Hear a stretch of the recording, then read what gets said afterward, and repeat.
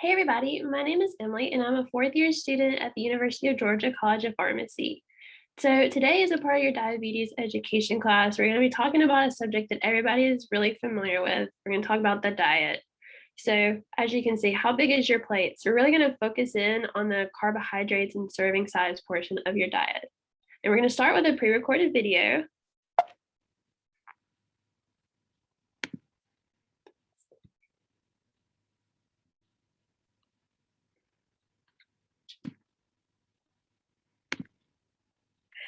Good afternoon, everybody. So to start our class off today, we're going to go through a little demonstration just about how you typically fix your plate when you're eating dinner.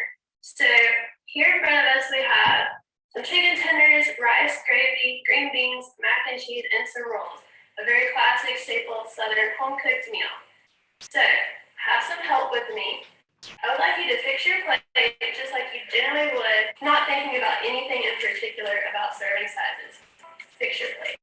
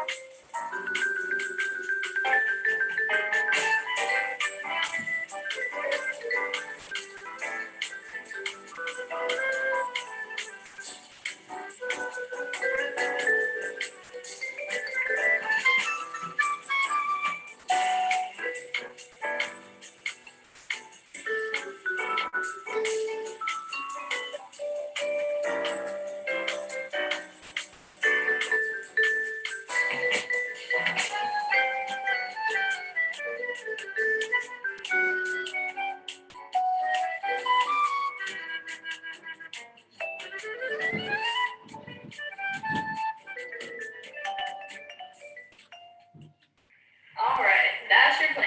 Now we're going to compare this to a plate that's already been fixed that has the proper serving size of each food that's on the plate.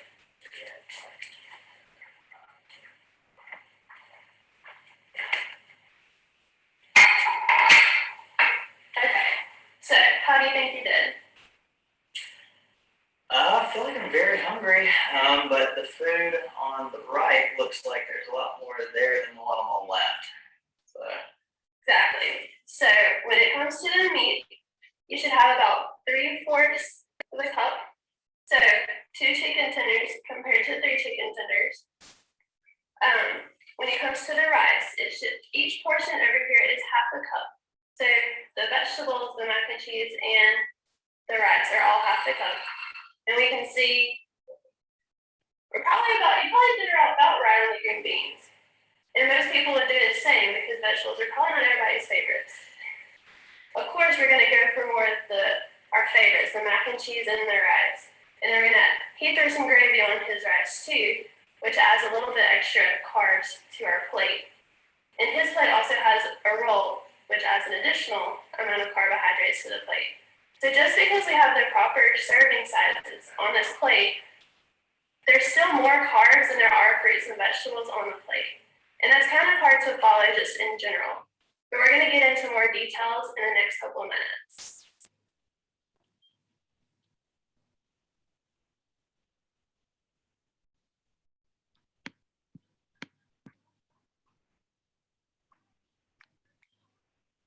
All right, so we had this a little video to start us off with.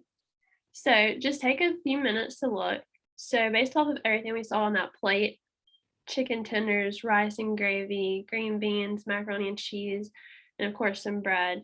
Think about, okay, so which item on this plate probably has the most carbs in one serving?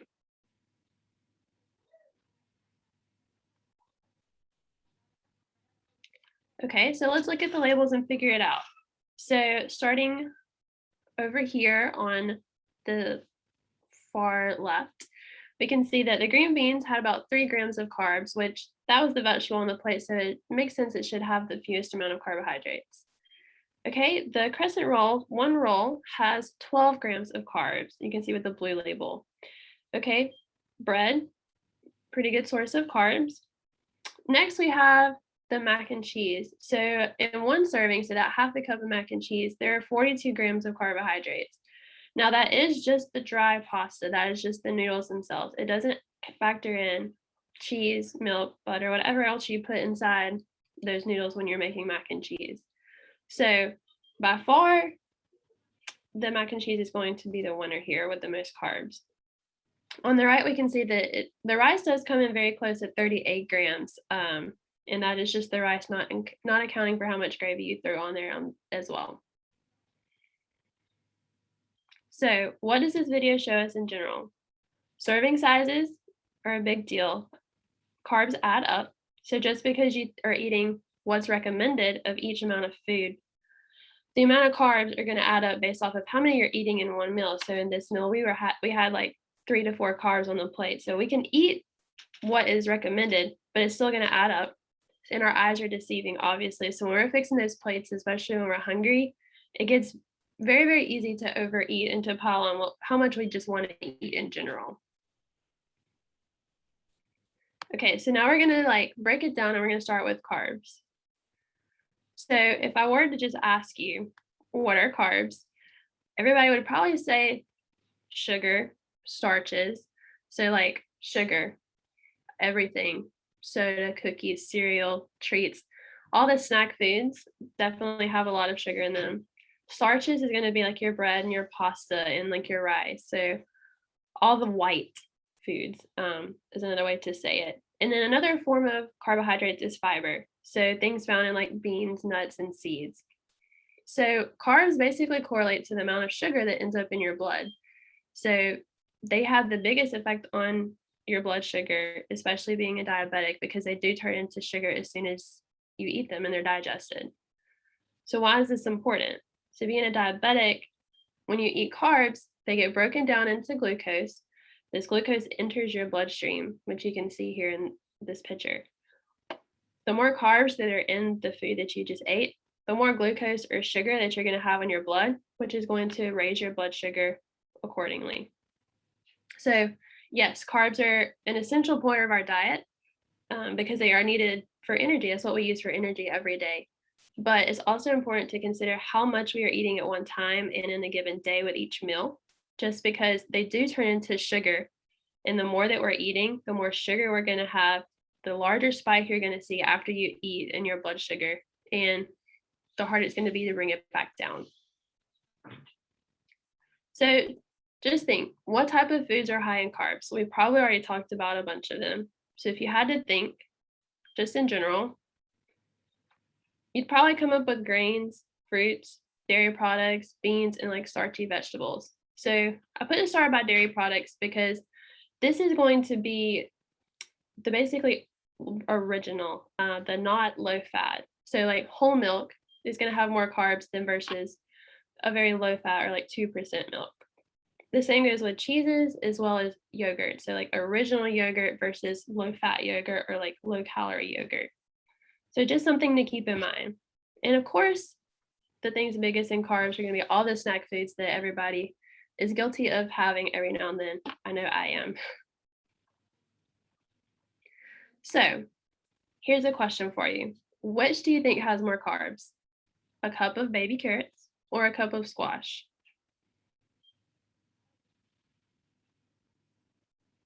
If you thought the cup of squash, you were right. Now, this would be an example of, okay, there are multiple types of squash. How do I know? This is where reading your labels is going to come into play. So this would be butternut squash, but it does have more carbohydrates than a cup of carrots. All right, so now let's move into serving sizes. So portion sizes versus serving size. There is a difference. So a portion size is basically how much we're going to eat, how much we fix and put on our plate. That's where the eyes are deceiving comes in. We all tend to eat portion sizes when we're hungry. A serving size is going to be that standardized amount that is put on a label for whatever you are about to consume. So this is the part that's been calculated based off of a certain amount of that particular item. A serving size is going to give you a certain amount of carbohydrates and sugar in general. So I know like it has just started fall season. So something coming up where we all pretty much always tend to eat portion sizes, excuse me, is going to be Thanksgiving. So I just thought it was nice to throw it in there because we all know on Thanksgiving Day, when we're fixing our plates, we go through that line. Our plates are usually full, but by the time we're halfway through the line, that's probably because we're putting portion sizes compared to how much we actually should eat of each thing on that plate. So is it wrong? Yes and no. It's okay to eat that way as long as you're watching it before and after. So it's not okay to eat portion sizes like this every single day, every single meal you eat. If you're conservatively watching what you're eating and you're eating a serving size of each thing and you're limiting the amount of carbs and your like blood sugar is staying under control like where it should be, it's okay. You can like enjoy yourself for a day or two. But it's just important to remember you have to prepare and like be aware of how much I'm eating and when I'm eating it and what's coming up in the future where I might know that I'm going to eat a little bit more or probably going to eat more carbs at this meal versus another meal. So just something to keep in mind. So you've also probably heard about the plate method. So this comes from the American Diabetic Association. So just guidelines on like what's the proper way to eat and have a balanced diet. So you can see that half your plate should be fruits and vegetables, which including myself, I'm not sure how many people I know whose plates ever look like this when we're fixing them. And then you can see that the other half of your plate is broken into a quarter of it being the carbohydrates and a quarter of it being protein. So when we're fixing our plate, one way we can limit how much we are putting on there and as well as how many carbs we're eating is our plate size. So if you think about there are multiple sizes of plates you can go out and buy or that we have in our home. So you have salad plates, you have dessert plates, you have dinner plates, which are typically your bigger plates. And then if you buy paper plates, those are 10 inches, 9 inches. You can buy any different size that you need. So typically, the ADA recommends that you have a 9-inch plate. That would provide you the appropriate space to have the right amount of foods based off of this plate method. So just being aware of how big your plate is could affect how much you're putting on there and how much you're eating, especially when you're thinking about carbohydrates and what it's going to do to my blood sugar. Another thing to think about is what you're drinking. So highly encourage you to drink water as much as possible. Everyone should drink water every single day as much as possible. Or a 0-calorie drink. So something that's not sugary. So sometimes we might, if we're going to have a lot of carbs, maybe we sacrifice the sweet tea for a glass of water. And definitely cutting back on sodas as much as possible. Or if you're someone who has a craving for sodas like me, maybe is trying to switch to like a zero drink or a diet that's going to like cut back on the amount of sugar and carbs that are in the drink overall. So just something to consider. So in the video, we compared the plate to one that was actually already fixed properly. Okay, so I will tell you, I measured those out individually with measuring cups. When you're fixing your plate every day, you're not going to have time to go grab measuring cups and portion out every single thing you eat, right? You're just going to grab a spoon and go for it. So one way you can be conscious about how much you're eating and how much you're putting on your plate is just by using your hand. So before you grab the spoon, okay, so the protein should be about the size of the palm of your hand, which is about a quarter of your plate. So if you have a flat palm, the protein side should be about the size of your palm. Fruits and vegetables, they're going to be that large portion of your plate, so the size of a fist. For fats, so that's gonna be like salad dressings, like your oils, things like that, should be about the size of your thumb.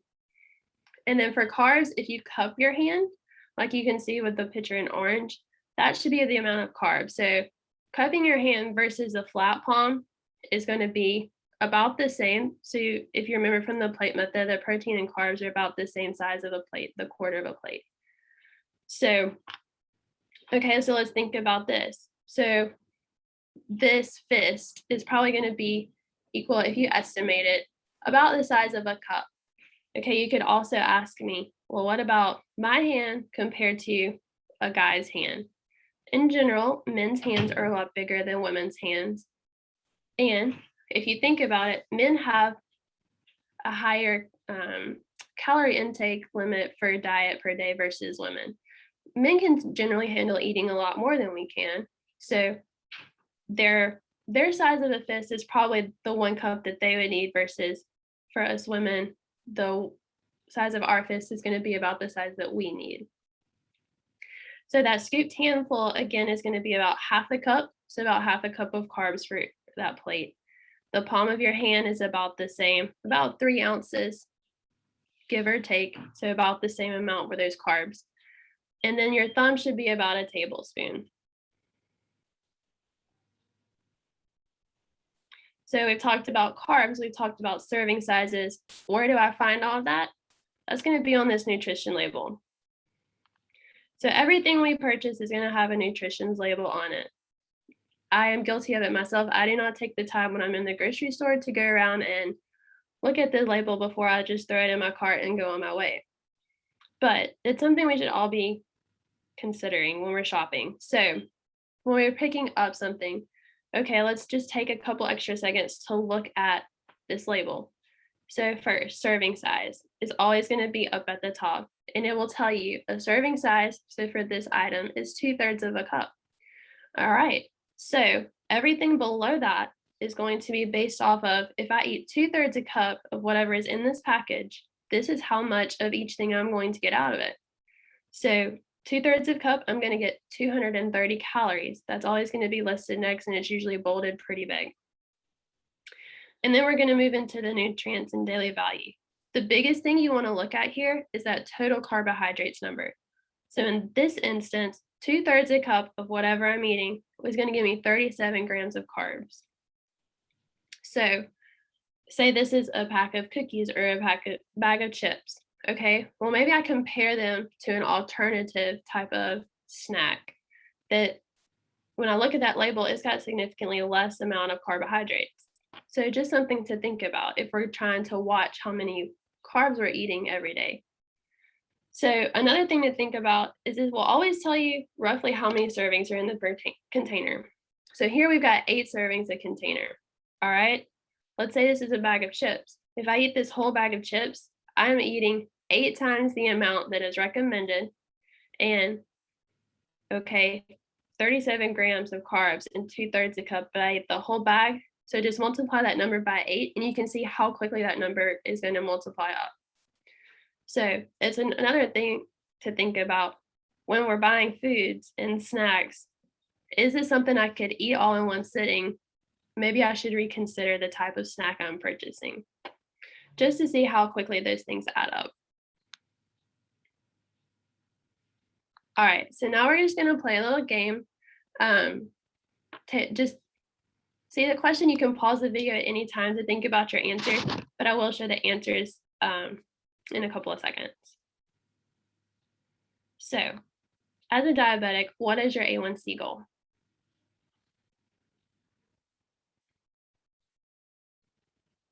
If you said less than 7%, you'd be right on track. All right, so looking here, which would be an appropriate serving size? Number 1, which is some cheese puffs, or number 2 over here, which would be the almonds.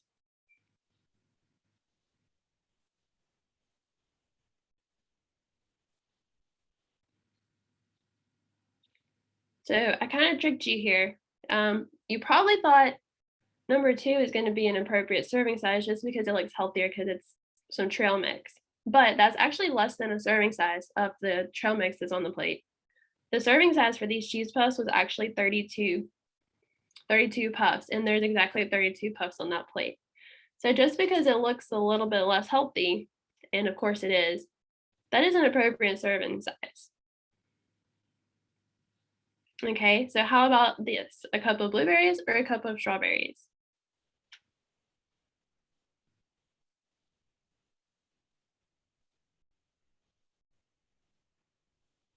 If you said the cup of strawberries, you'd be right. So the blueberries are very deceiving. Those small little blueberries can add up very quickly. An appropriate serving size of blueberries is actually half of a cup. All right, so exercise is beneficial because it helps you maintain a healthy weight. It helps your body use insulin. It helps reduce your risk of heart disease or all of the above.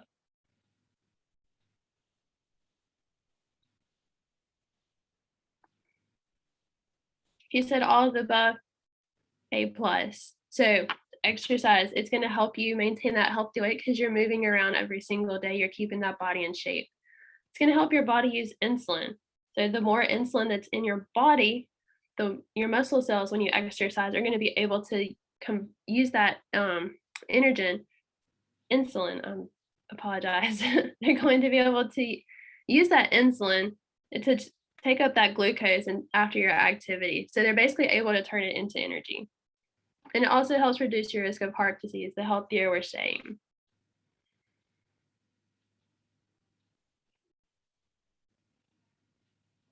All right, stress can increase your blood sugar. If you said true, good job. Food groups that contain carbohydrates include starches and starchy vegetables, fruit, milk, all the above.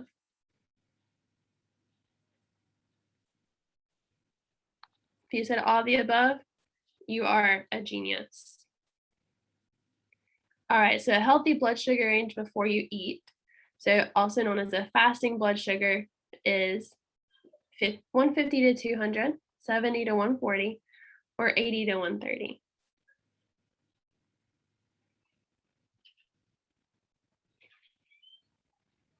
If you said 80 to 130, you are right on top of where you need to be.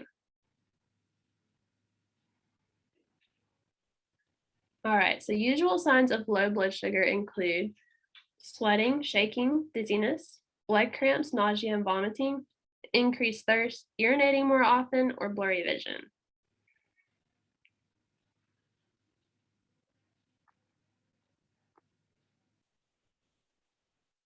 Low blood sugar actually can be recognized by sweating, being shaky, and dizziness. So, feeling kind of lightheaded, starting to feel a little weak and out of it, usually signs that your blood sugar is dropped a little too low.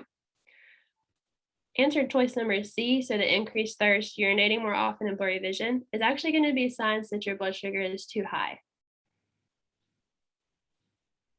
All right, so which one of these has more carbs? A bowl of cereal or these cookies on the right?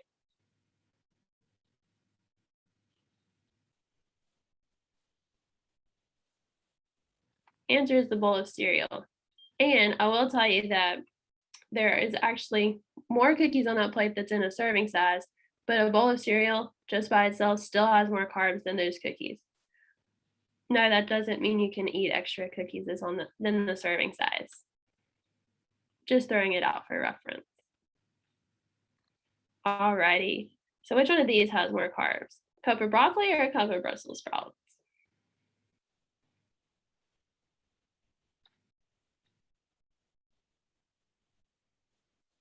This one could be a little tough, but it's definitely a cup of Brussels sprouts. So, fruits and vegetables, always a great option. Definitely what we want to eat more of.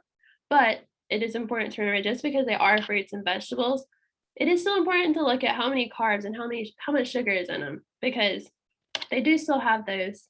They just kind of sneak up on you a little bit. But thank you so much for taking the time to watch this video. If you have any questions, please feel free to reach out to Chancy Drugs at any time. Thank you.